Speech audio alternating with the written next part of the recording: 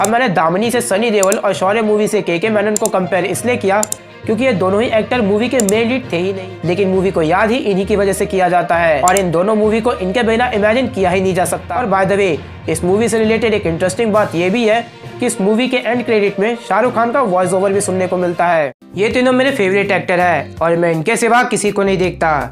ऐसी बातें हमने अक्सर हार्डकोर फैन से सुनी ही होती है और इसमें उनकी भी कोई गलती नहीं होती क्योंकि मूवी की स्टोरी उन हीरो के इर्द गिर्द लिखी होती है। लेकिन कभी कभार कुछ ऐसे भी साइड एक्टर या फिर जिनका कैमियो रोल होता है वो मूवी पर ऐसा इम्पैक्ट डालते हैं कि मूवी तो हिट हो जाती है लेकिन वो कैमियो रोल सुपर हिट हो जाता है। और ऐसा कैरेक्टर देखने को मिलता है दामिनी मूवी में सनी देओल का। तारीख पर तारीख मिलती रही है लेकिन इंसाफ नहीं मिला। जहाँ मूवी की मेन लीड तो मीनाक्षी सिसाद्री थी और आधे से ज्यादा मूवी में तो वो अपनी मेड को जस्टिस दिलाने में निकाल देती है, बट ऐसा हो नहीं पाता जस्ट बिकॉज ऑफ क्रिमिनल उनकी फैमिली मेंबर्स ही थे। और ऐसे सिचुएशन में भी ऋषि कपूर का कैरेक्टर उनकी कोई हेल्प नहीं करता जबकि वो दामिनी का हस्बैंड था। और लास्ट में जब दामिनी को हेल्प मिलती है सनी देओल से तो उसके बाद तो मानो पूरी मूवी ही बदल जाती है।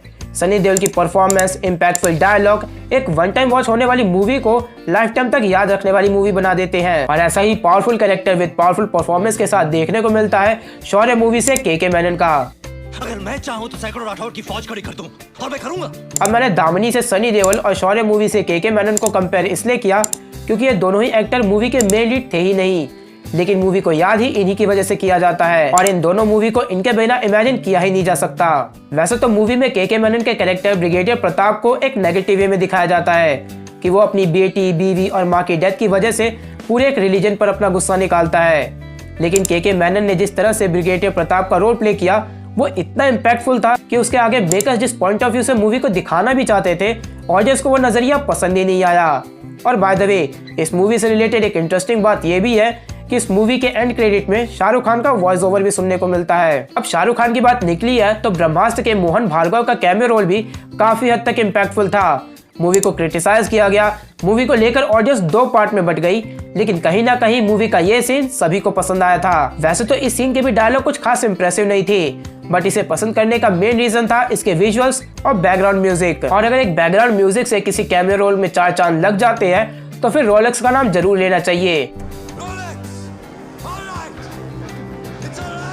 क्योंकि इससे पहले ऑडियंस सभी एक्टर्स की परफॉर्मेंस, कैथी से कनेक्शन और एजेंट टीना वाले सीन से इम्प्रेस्ड हो चुकी है और कमल हसन और इनकी टीम भी विलन को ऑलमोस्ट हरा ही चुके हैं। और फिर आता है एलसीयू का थैनोस यानी रोलेक्स, जिसमें सूर्या की एक्टिंग इतनी इम्प्रेसिव होती है कि हर ऑडियंस एक बार इस एलसीयू यूनिवर्स में उसे जीतता हुआ जरूर देखना चाहती है।